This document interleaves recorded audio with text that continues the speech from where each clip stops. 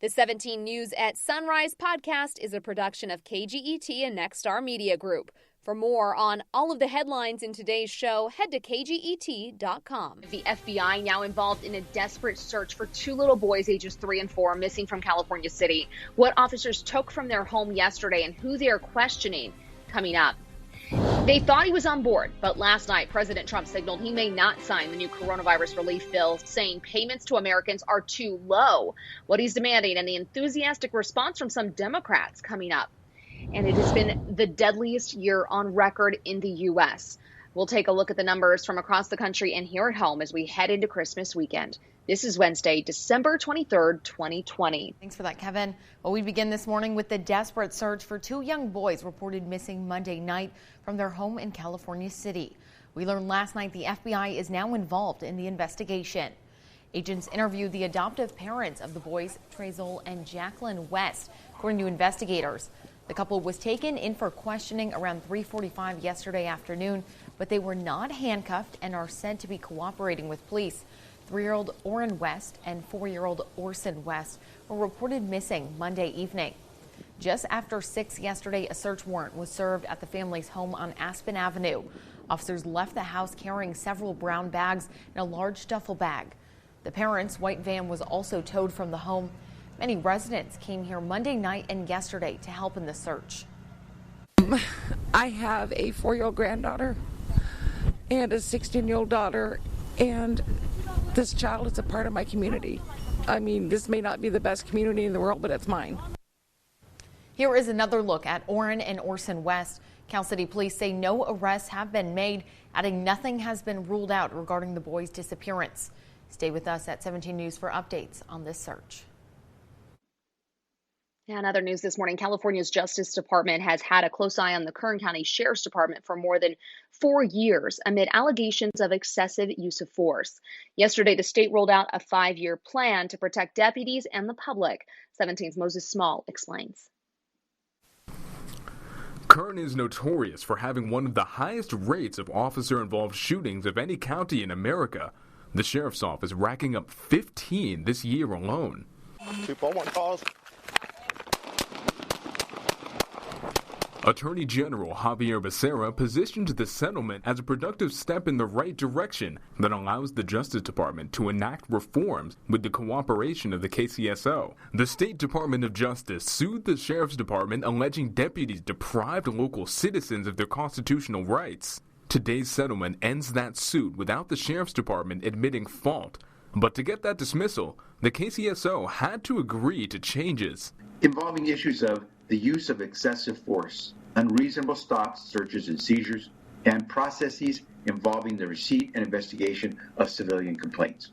The changes mandate the KCSO publicize every officer-involved shooting and requires departmental supervisors investigate uses of force. But those supervisors are employed by the sheriff's office, meaning the KCSO will continue to investigate itself to determine whether deputies use force properly. The sheriff's office will continue to investigate those cases in which will determine whether they followed policies and whether they were within policy. The ones that have bad consequences, we submit to the district attorney for review. The settlement isn't just about excessive force. The settlement also provides 42 new sworn and unsworn KCSO positions and provides several more body cameras. The Attorney General and the Sheriff hope this plan will be an example for other law enforcement agencies around the nation. Meanwhile, Sheriff Youngblood denying any past wrongdoing by sheriff's deputies. I can tell you this, there's nothing in that document that you're holding that would have changed any of the 15 officer-involved shootings that we've had or my opinion of them. I don't need the DOJ to tell me when we have misconduct and someone needs to be disciplined. Moses Small, 17 News. And the Attorney General says that experts will oversee the Sheriff's Office to make sure that changes are implemented. Your time now is 5:06, making news around the country. Not so fast. President Trump is now threatening to blow up the coronavirus relief bill. It could delay those promised $600 stimulus payments to the American people. This happening on a day when Mr. Trump also pardoned several convicted criminals. NBC's Chris Pollone's in Washington now with the details. Maddie, all week long, the indications from the White House were that the president would sign this deal hammered out between Democrats and Republicans late Sunday night. But now the COVID-19 relief bill is a deal in doubt. After signaling he would sign the $900 billion COVID-19 aid package, President Trump now threatens to veto it. In a video posted to Twitter, the president complained the bill's $600 cash payment to Americans is too small. I am asking Congress to amend this bill and increase the ridiculously low $600 to $2,000 or $4,000 for a couple. Democrats who fought for a bigger payment pounced. House Speaker Nancy Pelosi tweeting, "Let's do it." But time is running short. The federal government will shut down Monday if a spending bill isn't signed. It was a busy day for the president, who also announced a flurry of pardons, forgiving 4 Blackwater contractors, 3 former Republican congressmen, a campaign advisor who lied to the FBI, and a London-based lawyer, the first person sentenced in the Russia investigation. If it were you and I, we would be sitting our butts in a jail cell for a good long stretch of time. It happened as the U.S. saw its deadliest day from the coronavirus yet, 3,350 deaths. 2 more prominent government officials got vaccine shots on camera to encourage Americans to do the same. I want to encourage everyone who has the opportunity to get vaccinated so that we could have a veil of protection over this country that would end this pandemic. President-elect Biden, in a pre-Christmas speech, once again blasted the president's handling of the pandemic. Experts say things are going to get worse before they get better, warning the nation's darkest days are still ahead. God love you, man. If the president were to veto this bill, that veto could be overridden by 2/3 majorities in each House of Congress. But at this point, it is not clear exactly what is going to happen. In Washington, Chris Plone. All right, well, more news from around the nation as California Secretary of State is officially heading to Washington. Governor Gavin Newsom's office says Alex Padilla will fill Vice President-elect Kamala Harris's Senate seat, giving the state its first Latino senator. He'll hold the seat through 2022 and would then have to run for a full term to keep it. Padilla, who's 47, is the son of immigrants from Mexico. And President-elect Joe Biden and Vice President-elect Kamala Harris will announce another member of the incoming administration. Multiple sources tell NBC News that President-elect Biden will name Dr. Miguel Cardona as his nominee for Education Secretary. Cardona was appointed Connecticut's Commissioner of Education in August of 2019. If confirmed by the Senate, Cardona, who is Puerto Rican, would further diversify Biden's cabinet. An event is planned for 11:15 this morning. And that comes as President Donald Trump is expected to spend his last Christmas as president at his Mar-a-Lago club in South Florida. The president is scheduled to travel to Palm Beach today. He's likely to remain at the resort through the new year. Welcome back, Kevin. You've been talking about rain, but when can we expect it? Well, it looks like we may have a slight chance for the weekend, but a better shot as we head into Monday and Tuesday. We might be looking at snow levels dropping as well. So that's what we're going to be talking about throughout the morning. The other thing we're talking about is patchy fog, but it is not a problem this morning. Nothing like we saw the last several mornings. Let's take you outside downtown Bakersfield right now, and you can see from our studios, you can see the 178, something we couldn't see yesterday. Our temperature right now at 45 degrees, visibility out at Meadows Field at 5 miles. Remember, yesterday we were down to 0. Yesterday, our temperature was right on track with normal with 55, 73 the record on this date, set back in 1955. And as we take a look at the numbers right now, we're running into the 40s for the most part in the valley, Delano at 38, and then for the mountains, we've got 30s into Pine Mountain Club and Frazier Park, upper 20s into Tehachapi, and 36 out of Lake Isabella. You can see some of those clouds drifting in from the southwest, and that's helping to limit the amount of fog that we're seeing this morning, so that's always good news. And we'll see these clouds around for today, and this is the first of 3 systems that we are going to be tracking. This one will just bring some clouds into our area as we go throughout the next day or so. 54 in Sacramento today, 53 in Fresno with lower 70s down in LA and San Diego. Nice and comfortable there.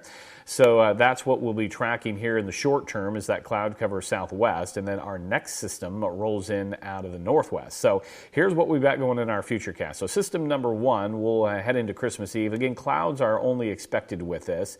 And then system number two will arrive this weekend. And there are some indications we may get some light shower activity out of it now. Again, it will be light. And then the third system is one we're going to watch carefully, because this one's going to roll in Monday into early Tuesday. And we're looking at some valley rain and, yes, mountain snow. I do expect snow levels to be right around 4,500 feet on Monday, dropping possibly to pass level overnight into Tuesday morning. So, yeah, that could be tricky. So let's talk about our rain amounts. And this is for the weekend. You can see it wants to put in maybe, if we're lucky, 1/100 of an inch around the area. Then I'm going to put this back into motion because this is cumulative as we head into that Monday-Tuesday storm, and it wants to put on just under 1/2 inch for Bakersfield and right around 1/4 to 3/10 up in the Kern County mountains. So it does look like some measurable rain is headed our way, so that's great news. Air quality unhealthy for Senso groups today. Your AQI will be at 1 at 37. We'll call for patchy fog and not widespread fog this morning, mostly cloudy throughout the day. 60 in Bakersfield with mid to upper 50s for Delano and McFarland, 58 in Taft. For the mountains in the Kern River Valley, mostly cloudy, winds gusting around 40, sustained out of the east, 15 to 25. 50 in Frazier Park, 48 in Bear Valley, 49 in Stallion Springs, and then 50s and 60s into the Kern River Valley. For the desert today, mostly sunny here with a northeast wind 10 to 20 and gusting to 45 and 56 in Mojave. So here's a look at the extended forecast, and it's a busy one with all the holiday action on there. And you can see on Friday, Christmas Day, mostly sunny, so we get a break in the action, 64, and then that's where it gets a little bit busy heading into the weekend with some clouds and the chance of rain by Monday, and then Tuesday drying out.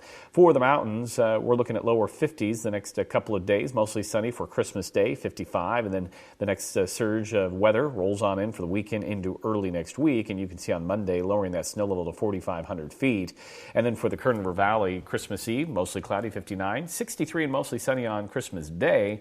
And then the weather moves in for the weekend and into early next week. So definitely some change on the way for us heading into the weekend and into next Monday. But it looks like our Christmas Eve and Christmas Day will, for the most part, look pretty good. We'll send it back to you. KGET Business Watch is brought to you by Grapevine MSP Technology Services, the Valley's leading IT service provider. Welcome back here at 523. Well, gift cards became a go-to favorite for last-minute shoppers long ago, but the Better Business Bureau is warning buyers to beware. The BBB says know who you're buying from. Little-known websites offering brand names at steep discounts may just be a scam. Instead, go directly to the merchant and purchase a card from them. Take a close look at physical cards for any tears, wrinkles, or others indications of tampering and see if the pin is exposed. If anything looks suspicious, it's probably best to take a different card and turn in the compromised card to the store's customer service desk. Apprehension about Christmas gathering during COVID-19 is building. A new survey from Single Care, the prescription savings service, finds 72% have modified their holiday plans due to the pandemic. Nearly half, 46%, say they do not plan to get together with family or friends outside their immediate household. 21% say they will gather in smaller groups, and 5% say they plan to gather with friends and family outside. Just over 2/3 say they are concerned about getting COVID-19 during a holiday gathering this month. We've been dealing with this virus for a long time that many people have gone without hugging their loved ones who are most at risk, like those living in a retirement community. But as Nelson Garcia shows us, there is a way making its way around Colorado that is changing that. It's called the Hug Tunnel. When it comes to love, came up with this idea, Peggy Budai, to figure out a material that was see-through enough, but sturdy and could be cleaned. Never imagined it would come to this. Unfortunate that it's so windy and cold. The career nurse practitioner made her own Hug Tunnel. It's an effort that I saw in Brazil. An effort to give residents at places like Good Samaritan Society's Water Valley Senior Living something back that COVID-19 took away. My mom lived in a nursing home for quite a few years, and I can't imagine not giving her a hug. Delane Holdman doesn't have to imagine. That has been her struggle throughout the pandemic. Have not been with her physically so that we could hug or anything like that since early March. Delane hasn't hugged her mom in more than 250 days. Well, I think life is all about relationships, and part of that is the physical touch. All of that is for people saying, I love you. I think it's potentially going to be emotional for a lot of us. Emotional and COVID-free to protect the most vulnerable. Because it was so important for the safety aspect that we didn't just assume it would be safe. The hug tunnel is disinfected between each use in a process Budai got approved by the state, a process she wants everyone to copy. So I decided to take on the endeavor of writing a manual so that people didn't have to recreate it, figuring it out all on their own. Figuring out how Delane can finally give a warm hug on a cold day. Because those relationships are so important, to be able to allow people to touch each other, even if it's through plastic. Budai says she is working with the Colorado Healthcare Ethics Resource Group to share the hug tunnel with senior living communities around the state. She says she's already got a long list of places ready to try it. The 17 News at Sunrise podcast is a production of KGET and Nexstar Media Group. For more on all of the headlines in today's show, head to kget.com.